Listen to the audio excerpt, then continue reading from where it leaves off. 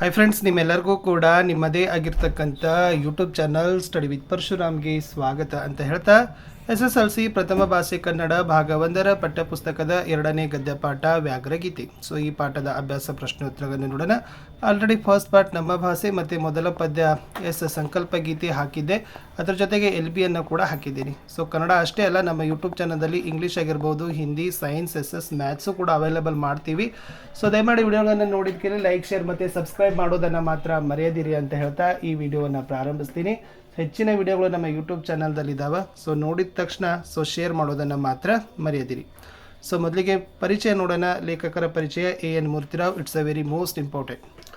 AN Murthy Rao ಅವರ ಜನ್ಮಕಾಲ ಬಂದುಬಿಟ್ಟು ಕ್ರಿಸ್ತಶಕ 1900. ಸ್ಥಳ ಮಂಡ್ಯ ಜಿಲ್ಲೆಯ ಅಕ್ಕಿ ಹೆಬ್ಬಾಳು. ಪೂರ್ಣ ಹೆಸರು ಅಕ್ಕಿ ಹೆಬ್ಬಾಳು ನರಸಿಂಹ ಮೂರ್ತಿರಾವ್. ಕೃತಿಗಳನ್ನು ನೋಡೋದಾದರೆ ಅಲೆಯುವ ಮನ, ಅಪರ ವಯಸ್ಕನ ಅಮೆರಿಕ ಯಾತ್ರೆ, ಮಿನುಗು ಮಿಂಚು, ಪೂರ್ವ ಸೂರ್ಯಗಳೊಡನೆ, ಚಂಡಮಾರುತ.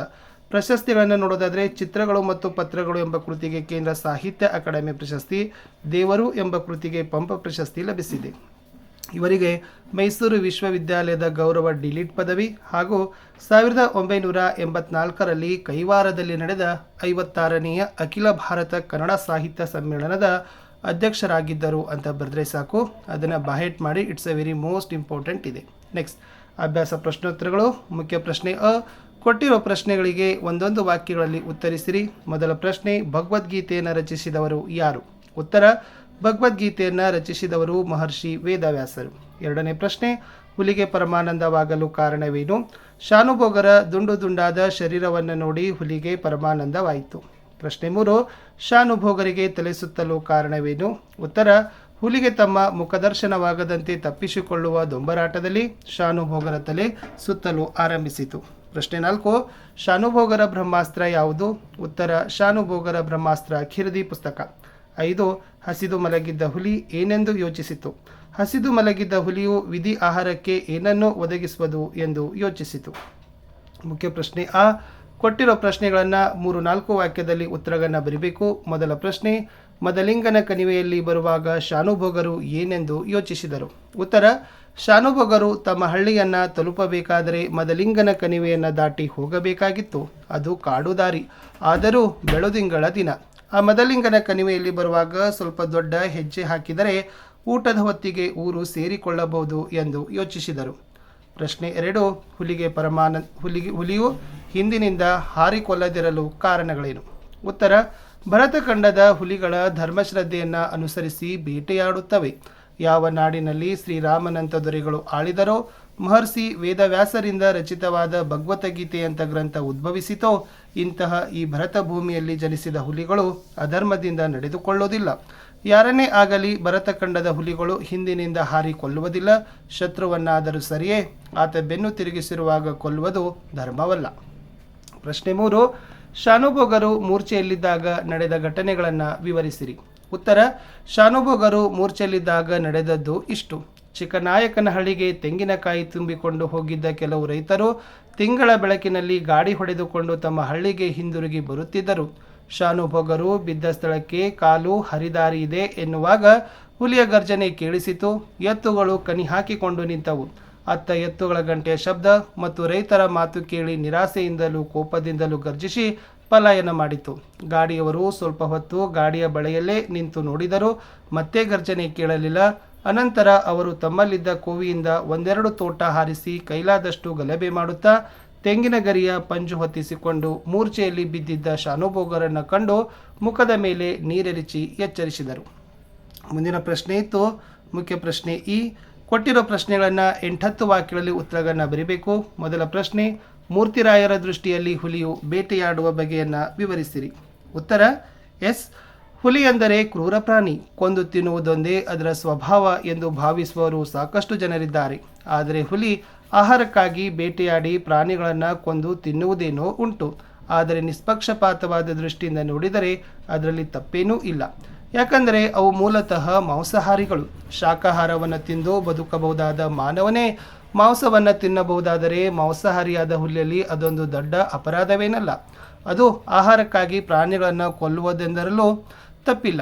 ಆದರೆ ಹಾಗೆ ಕೊಲ್ಲುವಾಗ ಯಾವುದಾದರೊಂದು ಧರ್ಮವನ್ನು ಅನುಸರಿಸಿ ಕೊಲ್ಲುತ್ತದೆ ಅಥವಾ ಧರ್ಮಾಧರ್ಮಗಳ ಲೆಕ್ಕವನ್ನೇ ಇಡದೆ ಸ್ವಚ್ಛಂದದಿಂದ ವರ್ತಿಸುತ್ತದೆ ಎಂಬುದೇ ಇಲ್ಲಿ ಮುಖ್ಯ ಪ್ರಶ್ನೆ. ಹುಲಿಗೆ ಧರ್ಮವೇನು ಬಂತು ಎನ್ನಬಹುದು. ಇತರ ದೇಶಗಳಲ್ಲಿರುವ ಹುಲಿಗಳ ವಿಷಯ ಹೇಗೋ ನನಗೆ ತಿಳಿಯದು. ಆದರೆ ಭರತಖಂಡದ ಹುಲಿಗಳ ಧರ್ಮಶ್ರದ್ಧೆಯನ್ನು ಅನುಸರಿಸಿ ಬೇಟೆಯಾಡುತ್ತವೆ. ಯಾವ ನಾಡಿನಲ್ಲಿ ಶ್ರೀರಾಮನಂತ ದೊರೆಗಳು ಆಳಿದರೋ, ಮಹರ್ಷಿ ವೇದವ್ಯಾಸರಿಂದ ರಚಿತವಾದ ಭಗವದ್ಗೀತೆ ಅಂತ ಗ್ರಂಥ ಉದ್ಭವಿಸಿತೋ, ಇಂತಹ ಈ ಭರತ ಭೂಮಿಯಲ್ಲಿ ಜನಿಸಿದ ಹುಲಿಗಳು ಅಧರ್ಮದಿಂದ ನಡೆದುಕೊಳ್ಳೋದಿಲ್ಲ. ಯಾರನ್ನೇ ಆಗಲಿ ಭರತಖಂಡದ ಹುಲಿಗಳು ಹಿಂದಿನಿಂದ ಹಾರಿ ಕೊಲ್ಲುವುದಿಲ್ಲ. ಶತ್ರುವನ್ನಾದರೂ ಸರಿಯೇ, ಆತ ಬೆನ್ನು ತಿರುಗಿಸಿರುವಾಗ ಕೊಲ್ಲುವುದು ಧರ್ಮವಲ್ಲ. ಆದ್ದರಿಂದಲೇ ಹುಲಿಯು ಶಾನುಭೋಗರನ್ನು ಹಿಂದಿನಿಂದ ಹಾರಿ ಕೊಲ್ಲಲಿಲ್ಲ ಎಂದು ಮೂರ್ತಿರಾಯರು ಹುಲಿ ಬೇಟೆಯಾಡುವ ಬಗೆಯನ್ನು ವಿವರಿಸಿದ್ದಾರೆ. ಪ್ರಶ್ನೆ 2. ಶಾನುಭೋಗರನ್ನು ರಕ್ಷಿಸಿದುದು ಖಿರ್ದಿ ಪುಸ್ತಕವೇ, ಹುಲಿಯ ಧರ್ಮವೇ? ಸಮರ್ಥನೆಯೊಂದಿಗೆ ವಿವರಿಸಿರಿ.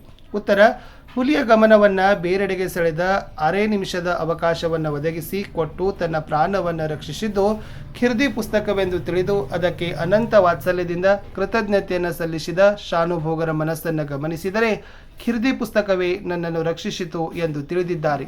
ಆದರೆ ನಿಜವಾಗಿ ನೋಡಿದರೆ ಶಾನುಭೋಗರು ಉಳಿದದ್ದು ಖಿರ್ದಿ ಪುಸ್ತಕದಿಂದಲ್ಲ, ಹುಲಿಯ ಧರ್ಮಶ್ರದ್ಧೆಯಿಂದ ಎಂದು ಹೇಳಬಹುದು. ಏಕೆಂದರೆ ಅವರ ದುಂಡು ದುಂಡಾದ ಶರೀರವನ್ನು ನೋಡಿದ ಹುಲಿ ಅವರು ಬೆನ್ನು ತಿರುಗಿಸಿ ನಡೆಯುತ್ತಿದ್ದರೂ ಮೇಲೆ ಬಿದ್ದು ಕೊಲ್ಲಬಹುದಾಗಿತ್ತು. ಶಾನುಭೋಗರು ಎಚ್ಚರ ತಪ್ಪಿ ಕೆಳಗೆ ಬಿದ್ದಾಗ ಅವರನ್ನು ಎಳೆದುಕೊಂಡು ಹೋಗಿ ತಿನ್ನಬಹುದಿತ್ತು. ಆದರೆ ಅದು ಹಾಗೆ ಮಾಡಲಿಲ್ಲ. ಏಕೆಂದರೆ ಭರತಖಂಡದ ಹುಲಿಗಳು ಶತ್ರುವನ್ನಾದರ ಸರಿ ಬೆನ್ನ ಹಿಂದಿನಿಂದ ಹಾರಿಕೊಳ್ಳುವುದು ಧರ್ಮವಲ್ಲ. ಶಾನುಭೋಗರು ಬೆನ್ನ ಮೇಲೆ ಮಾಡಿ ಬಿದ್ದಿದ್ದರಿಂದ ಹುಲಿಯು ಅವರನ್ನು ತಿನ್ನದೇ ಬಿಟ್ಟಿತು. ಅದು ಕೊನೆಯವರೆಗೂ ತನ್ನ ಧರ್ಮಶ್ರದ್ಧೆಯನ್ನು ಅನುಸರಿಸಿತು. ಆದ್ದರಿಂದ ಶಾನುಭೋಗರನ್ನು ರಕ್ಷಿಸಿದ್ದು ಹುಲಿಯ ಧರ್ಮವೇ ಎಂದು ಸಮರ್ಥವಾಗಿ ಹೇಳಬಹುದು. ಮುಖ್ಯ ಪ್ರಶ್ನೆ ಈ ಸಂದರ್ಭ ಸಹಿತ ಸ್ವಾರಸ್ಯವನ್ನು ವಿವರಿಸಿರಿ. ಮೊದಲ ಪ್ರಶ್ನೆ: ಖಂಡವಿದಕೋ, ಮಾಂಸವೆದಕೋ, ಗುಂಡಿಗೆಯ ಬಿಸಿ ರಕ್ತವೆದಕೋ? ಆಯ್ಕೆ: ಈ ವಾಕ್ಯವನ್ನು ಎನ್ ಮೂರ್ತಿರಾವ್ ಅವರು ಬರೆದಿರುವ ಸಮಗ್ರ ಲಲಿತ ಪ್ರಬಂಧಗಳು ಸಂಕಲನದಿಂದ ಆಯ್ದ ವ್ಯಾಘ್ರಗೀತೆ ಎಂಬ ಗದ್ಯಪಾಠದಿಂದ ಆರಿಸಲಾಗಿದೆ. ಸಂದರ್ಭ: ಹುಲಿ ಶಾನುಭೋಗರಿಗೆ ಅಭಿಮುಖವಾಗಿ ಬರಬೇಕೆಂದು ಪ್ರಯತ್ನಿಸಿ ವಿಫಲವಾದಾಗ ಬೆನ್ನ ಹಿಂದಿನಿಂದ ಬಿದ್ದೇ ಬಿಡಲೆ ಎಂದು ಅದರ ಮನಸ್ಸಿನಲ್ಲಿ ಗೊಂದಲ. ಆದರೆ ಆ ಗೊಂದಲ ಕ್ಷಣಕಾಲಕ್ಕಿಂತಲೂ ಹೆಚ್ಚಾಗಿ ನಿಲ್ಲಲಿಲ್ಲ. ಇದು ಸದ್ವಂಶದಲ್ಲಿ ಜನಿಸಿದ ಹುಲಿ. ಖಂಡವಿದೆಕೋ, ಮಾಂಸವಿದೆಕೋ, ಗುಂಡಿಗೆಯ ಬಿಸಿ ರಕ್ತವಿದೆಕೋ ಎಂದು ಆ ಪುಣ್ಯಕೋಟಿ ಹಸು ಆಹ್ವಾನ ಕೊಟ್ಟಾಗ ತನ್ನ ಅಜ್ಜ ಬಾಯಿ ಚಪ್ಪರಿಸಿಕೊಂಡು ಹಸುವನ್ನು ತಿನ್ನಬಹುದಾಗಿತ್ತು. ಆದರೂ ಆ ಹುಲಿರಾಯ ಸತ್ಯವ್ರತೆಯಾದ ಪುಣ್ಯಕೋಟಿಯನ್ನು ತಿನ್ನದೆ ಪ್ರಾಣ ಬಿಟ್ಟಿತು. ಅಂಥ ಹುಲಿಯ ಮೊಮ್ಮಗನಾಗಿ ಹುಟ್ಟಿ ತನ್ನ ಅಧರ್ಮಕ್ಕೆ ಕೈ ಹಾಕುವುದೇ ಎಂದು ಹುಲಿ ಯೋಚಿಸಿದ ಸಂದರ್ಭವಾಗಿದೆ. ಸ್ವಾರಸ್ಯ: ಪುಣ್ಯಕೋಟಿ ಕಥೆಯಲ್ಲಿನ ವ್ಯಾಘ್ರನ ಆದರ್ಶ ತನಗೂ ಮಾದರಿಯಾದದ್ದು ಎಂಬ ಈ ಹುಲಿಯ ಚಿಂತನೆ ಅದರ ಆದರ್ಶ ಮತ್ತು ಧರ್ಮಶ್ರದ್ಧೆಯನ್ನು ಸ್ವಾರಸ್ಯಪೂರ್ಣವಾಗಿ ಅಭಿವ್ಯಕ್ತಪಡಿಸುತ್ತದೆ. ಮುಂದಿನ ವಾಕ್ಯ: ಸ್ವಧರ್ಮೇ ನಿಧನಂ ಶ್ರೇಯ. ಉತ್ತರ: ಈ ವಾಕ್ಯವನ್ನು ಎನ್ ಮೂರ್ತಿರಾವ್ ಅವರ ಸಮಗ್ರ ಲಲಿತ ಪ್ರಬಂಧಗಳು ಎಂಬ ಸಂಕಲನದಿಂದ ಆಯ್ದ ವ್ಯಾಘ್ರಗೀತೆ ಎಂಬ ಗದ್ಯಪಾಠದಿಂದ ಆರಿಸಲಾಗಿದೆ.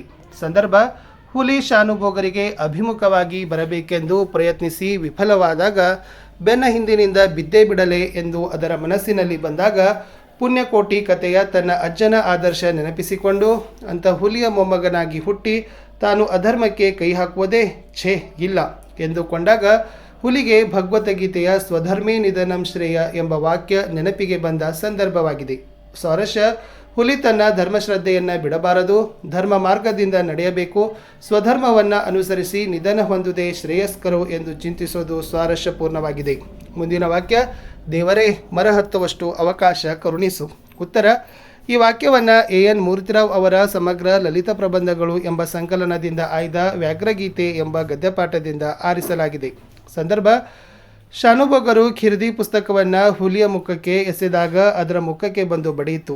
ಆದರೆ ಹುಲಿಗೆ ಪೆಟ್ಟೇನೂ ಆಗಲಿಲ್ಲ ಎಂಬುದು ಶಾನುಭೋಗರ ಮನಸ್ಸಿಗೆ ಅರಿವಾಗಲು 6 ನಿಮಿಷ ಹಿಡಿಯಿತು. ಆ 6 ನಿಮಿಷದಲ್ಲಿ ಶಾನುಭೋಗರು ದೇವರೇ ಮರಹತ್ತುವಷ್ಟು ಅವಕಾಶ ಕರುಣಿಸು ಎನ್ನುತ್ತಾ ಒಂದೇ ಉಸಿರಿನಲ್ಲಿ ಮರದ ಕಡೆಗೆ ಧಾವಿಸಿದ ಸಂದರ್ಭವಾಗಿದೆ. ಸ್ವಾರಸ್ಯ: ಶಾನುಭೋಗರು ಹುಲಿಯಿಂದ ತಪ್ಪಿಸಿಕೊಳ್ಳಲು ಅವಕಾಶ ಮಾಡಿಕೊಡು ಎಂದು ದೇವರನ್ನು ಪ್ರಾರ್ಥಿಸುವುದು ಬಹು ಸ್ವಾರಸ್ಯಕರವಾಗಿ ಮೂಡಿಬಂದಿದೆ. ಪ್ರಶ್ನೆ 4: ನಾನು ಮುಖ ಮೇಲಾಗಿ ಬಿದ್ದಿದ್ದೇನೆ. ಆಯ್ಕೆ: ಈ ವಾಕ್ಯವನ್ನು ಎನ್ ಮೂರ್ತಿರಾವ್ ಅವರು ಬರೆದಿರುವ ಸಮಗ್ರ ಲಲಿತ ಪ್ರಬಂಧಗಳು ಎಂಬ ಸಂಕಲನದಿಂದ ಆಯ್ದ ವ್ಯಾಘ್ರಗೀತೆ ಎಂಬ ಗದ್ಯಪಾಠದಿಂದ ಆರಿಸಲಾಗಿದೆ. ಸಂದರ್ಭ: ಈ ಮಾತನ್ನು ಶಾನುಭೋಗರು ಗಾಡಿಯವರಿಗೆ ಕೇಳಿದರು. ಶಾನುಭೋಗರು ಪ್ರಜ್ಞೆ ತಪ್ಪಿ ಬಿದ್ದಿದಾಗ ಅದೇ ದಾರಿಯಲ್ಲಿ ಗಾಡಿಯಲ್ಲಿ ಹೋಗುತ್ತಿದ್ದ ರೈತರು ಅವರ ಮುಖದ ಮೇಲೆ ನೀರೆರಚಿ ಎಚ್ಚರಿಸಿದ ಸಂದರ್ಭದಲ್ಲಿ ಅವರ ಮನಸ್ಸನ್ನೆಲ್ಲ ವಿಸ್ಮಯ ಆವರಿಸಿತ್ತು. ತಾವು ಉಳಿದದ್ದು ಹೇಗೆ? ನಿಸ್ಸಹಾಯರಾಗಿ ಪ್ರಜ್ಞೆ ಇಲ್ಲದೆ ಬಿದ್ದಿದಾಗ ಹುಲಿ ತಮ್ಮನ್ನು ಎಳೆದುಕೊಂಡು ಹೋಗಲಿಲ್ಲಬೇಕೆ ಎಂದು ಸ್ವಲ್ಪ ಹೊತ್ತು ಯೋಚಿಸಿ ಗಾಡಿಯವರನ್ನು ನಾನು ಮುಖಮೇಲಾಗಿ ಬಿದ್ದಿದ್ದೇನೆ ಎಂದು ಕೇಳಿದ ಸಂದರ್ಭವಾಗಿದೆ. ಸ್ವಾರಸ್ಯ, ನಾನು ಪ್ರಜ್ಞೆ ತಪ್ಪಿ ಬಿದ್ದಿದಾಗ ಹುಲಿಯು ಏಕೆ ಎಳೆದುಕೊಂಡು ಹೋಗಲಿಲ್ಲ ಎಂಬ ಸಮಸ್ಯೆಗೆ ಶಾನುಭೋಗರು ಕೊನೆಯವರೆಗೂ ಆ ಪ್ರಾಣಿ ತನ್ನ ಕುಲಧರ್ಮವನ್ನು ಪಾಲಿಸಿಕೊಂಡೇ ಬಂದಿದೆ ಎಂಬ ಉತ್ತರ ಕಂಡುಕೊಳ್ಳೋದು ಇಲ್ಲಿ ಸ್ವಾರಸ್ಯಪೂರ್ಣವಾಗಿ ಮೂಡಿಬಂದಿದೆ. ನೆಕ್ಸ್ಟ್ ಒನ್, ಹುಲಿ ಈಗ ಎಷ್ಟು ಹಸಿದಿರಬೇಕು? ಆಯ್ಕೆ. ಈ ವಾಕ್ಯವನ್ನು AN ಮೂರ್ತಿರಾವ್ ಅವರು ಬರೆದಿರುವ ಸಮಗ್ರ ಲಲಿತ ಪ್ರಬಂಧಗಳು ಎಂಬ ಸಂಕಲನದಿಂದ ಆಯ್ದ ವ್ಯಾಘ್ರಗೀತೆ ಎಂಬ ಪಾಠದಿಂದ ಆರಿಸಲಾಗಿದೆ. ಸಂದರ್ಭ, ಶಾನುಭೋಗರು ಹುಲಿಯಿಂದ ತಪ್ಪಿಸಿಕೊಂಡು ಜೀವ ಸಹಿತ ಮನೆ ಸೇರಿಕೊಂಡು ರಸದೂಟವನ್ನು ಮಾಡೋ ಸಂದರ್ಭದಲ್ಲಿ ಹುಲಿ ಈಗ ಎಷ್ಟು ಹಸಿದಿರಬೇಕು ಎಂಬ ಯೋಚನೆ ಮಾಡಿ ಅವರ ವದನಾರವಿಂದದಲ್ಲಿ ಮುಗುಳು ನಗೆ ಮೂಡಿದ ಸಂದರ್ಭವಾಗಿದೆ.